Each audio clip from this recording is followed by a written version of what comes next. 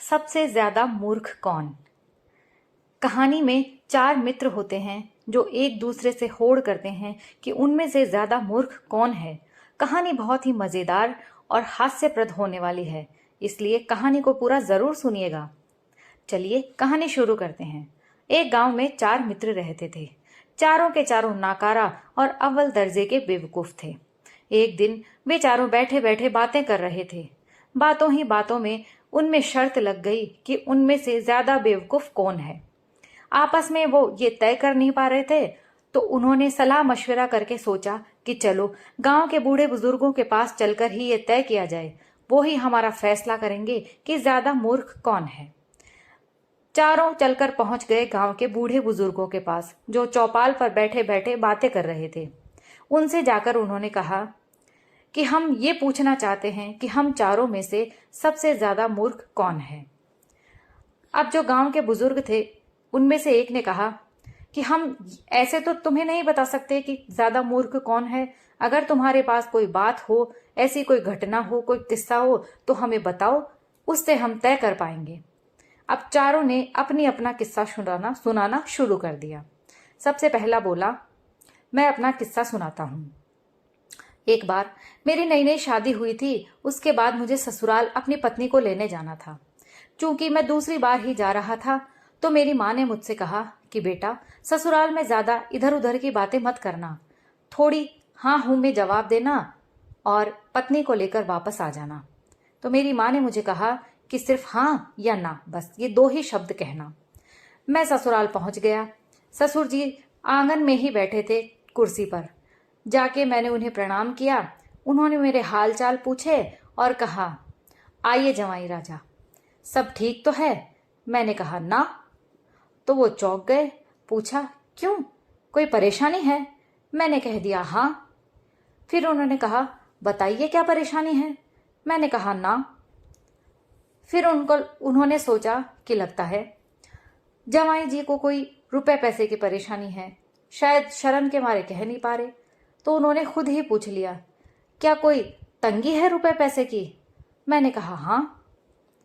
फिर उन्होंने कहा कि ठीक है, अगर आपके रुपए पैसे की तंगी है तो सुबह आपका वो इंतजाम भी कर दिया जाएगा। अब आप आराम कीजिए, खाना खाइए और सो जाइए, क्योंकि मुझे ससुराल पहुंचते पहुंचते रात हो गई थी। थोड़ी देर बाद मेरी सास खाना लेकर आई। जब वो खाना लेकर आई और मेरे सामने रखा तो मुझे कहा कि लीजिए खाना खाइए। मैंने कह दिया ना। ससुर जी ने सास से कहा चुपके से एक तरफ जाके कि हो सकता है इनके रुपए पैसे की परेशानी है तो खाना खाने का मन ना हो, एक बार और पूछ कर देख लो। मेरी सास ने कहा, खाना खा लीजिए, क्या आपका मन नहीं है? मैंने कहा ना। फिर वो मेरे सामने से थाली ले गई और कहने लगी, जब आपका मन हो तब खा लीजिएगा। ऐसे करते करते रात हो गई और सोने का वक्त हो गया। सब अपने अपने जगह पर सो गए। जवाई जी को भी एक कमरा दे दिया गया और उनके बिस्तर कर दिए गए। वो भी सो गया, लेकिन उसे नींद कहाँ आ रही थी, उसे तो भूख सता रही थी। उसने सोचा कि मैंने तो बड़ी गड़बड़ कर दी, हाँ और ना के चक्कर में मेरा पेट तो भूखा ही रह गया। अब उसने सोचा कि जब तक कुछ खाया नहीं जाएगा, पेट में दौड़ते हुए चूहे तो मुझे परेशान ही करते रहेंगे। उसे लगा कि उसे उठकर रसोई में कुछ ढूंढ लेना चाहिए, कुछ तो खाने का मिल ही जाएगा। वो उठकर रसोई घर की तरफ बढ़ा। धीरे धीरे कदमों से अंदर गया, क्योंकि रसोई के बाहर ही एक पलंग पर उसकी सास सो रही थी। अब उसने चारों तरफ रसोई में तलाशना शुरू किया, तो चूंकि उनकी शादी कुछ ही वक्त पहले हुई थी, तो वहां एक हांडी में लड्डू रखे थे।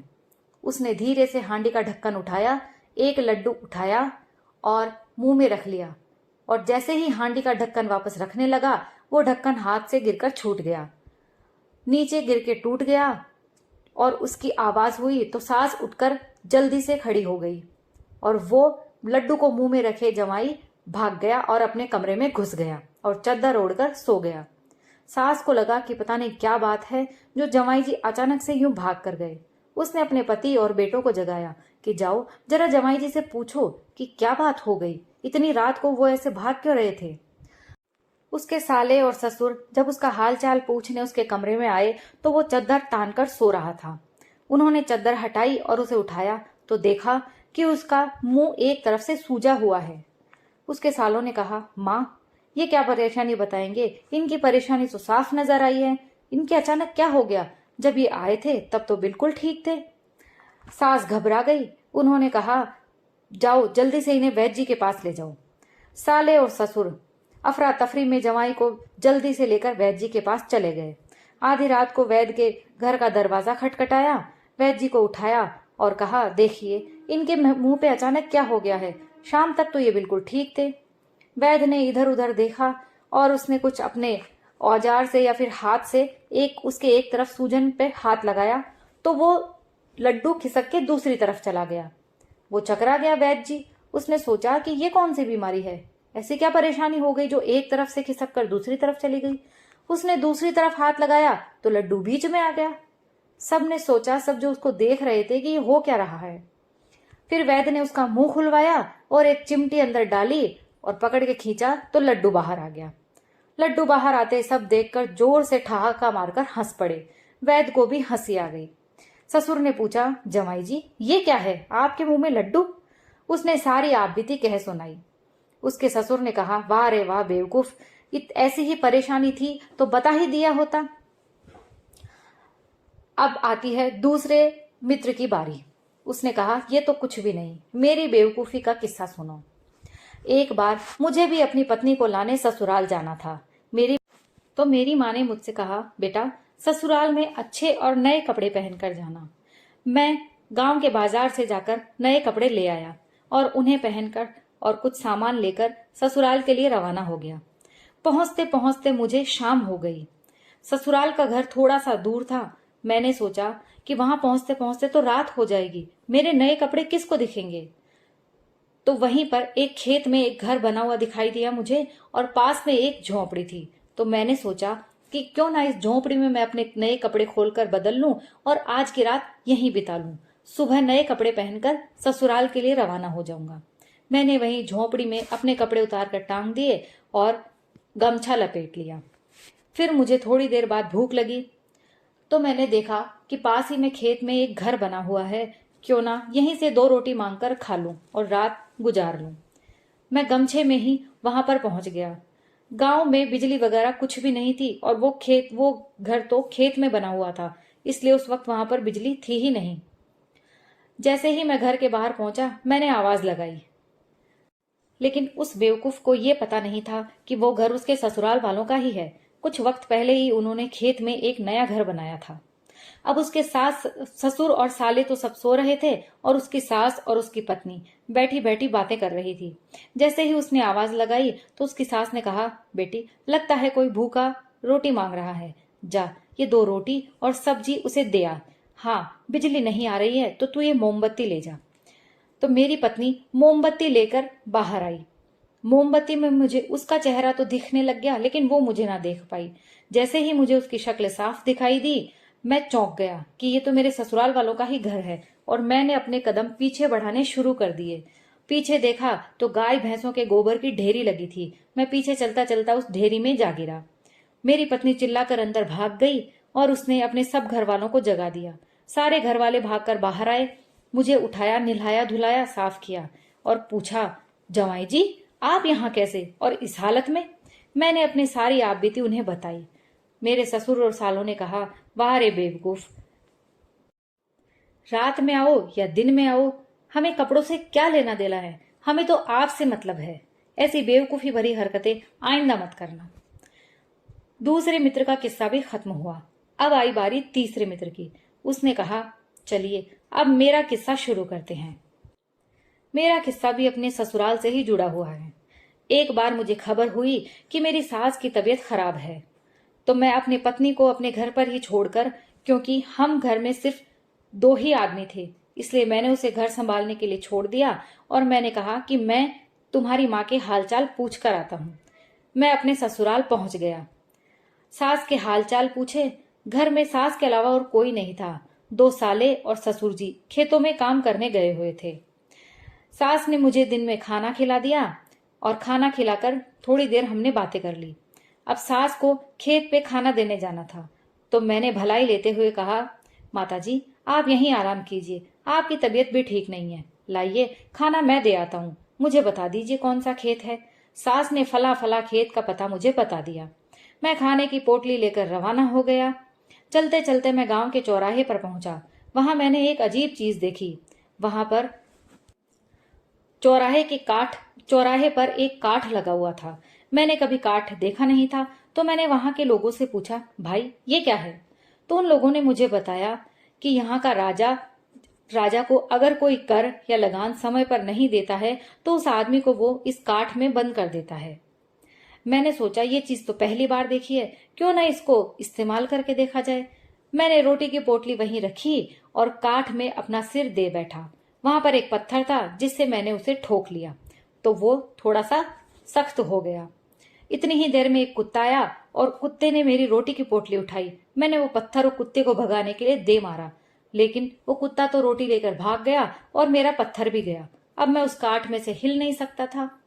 उधर जब ससुर और साले के पास वक्त पर खाना नहीं इंतजार करते करते शाम हो गई। वे दोनों गुस्से से आग बबूला होते तिल मिलाते हुए घर पर आए और अपनी अपनी पत्नियों पर बरस पड़े। सास चौकन्नी हो गई कि ऐसा क्या हुआ? दिन में ही तो जवाई जी आए थे और मैंने खाना उनके हाथ आपके लिए खेत पर भिजवाया था, क्या वे पहुंचे नहीं? ससुर ने कहा, जवाई जी खाना लेकर, लेकिन वहां तो कोई भी नहीं पहुंचा। अगर वो वहां नहीं पहुंचे और यहाँ भी नहीं है तो वो गए कहाँ? लड़ाई वगैरह सब भूल कर साले और ससुर सब जवाई को ढूंढने में लग गए। चलते चलते गांव में जो भी मिलता उनसे पूछते जाते। एक आदमी मिला जिसने बताया कि आपका जवाई तो गांव के चौराहे पर काठ में अटका हुआ पड़ा है। अब जो वो ससुर था वो गांव का हुकुमदार था। उसने कहा, काठ में? लेकिन मेरे जवाई ने ऐसा क्या गुनाह कर दिया कि राजा ने उसे काठ में दे दिया? चलो राजा के पास ही चलते हैं। वो और उसके साले पहुंच गए राजा के पास और राजा से कहा, महाराज मेरे जवाई से ऐसी क्या गलती हो गई, क्या गुनाह हो गया जो आपने उसे काठ में दे दिया? राजा भी इस बात से अनजान था।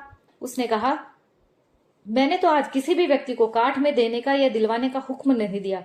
उसने अपने सिपाहियों से पूछा। सिपाहियों ने कहा, नहीं महाराज, आज तो किसी को भी काठ में नहीं डाला गया है। राजा, उसके सिपाही, ससुर और साले सब मिलकर वहां चौराहे पर पहुंचे और काठ में जवाई को देखकर उसी से पूछा कि तुम्हें काठ में किसने डाला? उसने जो दिन भर में उसके साथ आप बीती हुई थी सारी बता दी।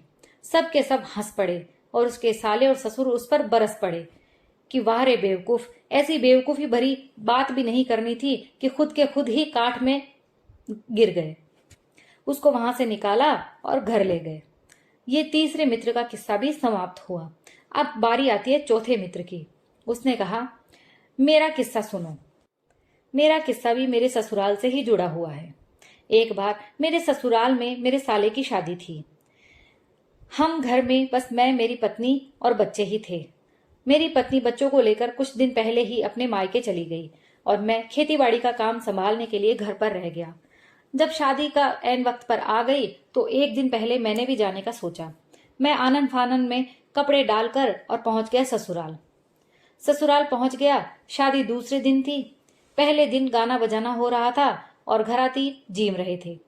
मैंने भी खाना खाया, थोड़ी आव भगत की करवाई और उसके बाद सोने की तैयारी होने लगी। लेकिन जैसे ही मैं सोने लगा मुझे याद आया कि मैं तंबाकू तो अपने घर ही भूल आया हूं। मैं ठहरा तंबाकू का आदि। मुझे तंबाकू की बड़ी लत थी। अब क्या करूं? बिना तंबाकू खाए तो मुझे नींद ही नहीं आती। अब मैं वहां पूछूं भी तो किससे? शादी के घर में इतने सारे लोग थे और ऐसा माहौल, मेरे ससुराल में कोई भी तंबाकू नहीं पीता। मैं शर्म के मारे उनसे पूछ भी ना सका। फिर मैं अपनी पत्नी के पास गया। वो दोनों हाथों और दोनों पैरों में मेहंदी लगाकर बैठी थी। मैंने उसे एक तरफ ले जाकर अपनी बात बताई। उसने कहा कि तंबाकू तो है, लेकिन अभी शादी के घर की वजह से तंबाकू को भैंसों के बाड़े में रख दिया गया है। आप वहां से जाकर ले आइए। मैं गाय भैंसों के बाड़े में पहुंच गया। उधर बिजली भी नहीं आ रही थी। मैंने जैसे तैसे टटोलना चाहा, लेकिन मुझे तो कहीं भी तंबाकू नजर न आई। मैं हैरान परेशान वापस अपनी पत्नी के पास आया और उसे बताया कि मुझे तो कहीं भी तंबाकू नजर नहीं आई। तुम ही चलो और मुझे बताओ। उसने कहा, मैं कैसे चलूं? आप देख रहे हैं मेरे दोनों हाथ और दोनों पैर, दोनों में मेहंदी लगी है। मैं चल ही नहीं सकती। मैंने उससे कहा कि मैं तुम्हें अपने कंधों पर उठा लूंगा, तुम बस मुझे अंगुली से इशारा कर देना, मैं ले आऊंगा। उसने कहा, ठीक है। मैंने उसे अपने कंधों पर बिठाया और गाय भैंसों के बाड़े की तरफ बढ़ने लगा।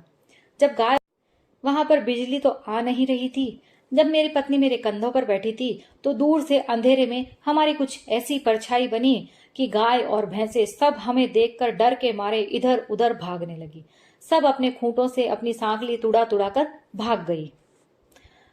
जब वो भाग रही थी तो जो आगे शादी का खाना वगैरह चल रहा था वहां से सारे घर वाले भागकर और बाड़े में ये देखने आ गए कि आखिर ऐसा क्या हो गया जो सारी गाय और भैंसें अपने खूंटों से तुड़ा तुड़ा कर भाग गई। जब वे लोग आए और सब कुछ इतनी जल्दी में हुआ कि मुझे संभलने का मौका ही ना मिला। मेरे सालों ने ससुर ने ऐसे देखा तो उन्होंने मुझे पूछा, जमाई जी ये क्या हो रहा है, आप बिटिया को ऐसे कंधों पर उठाए क्यों हैं?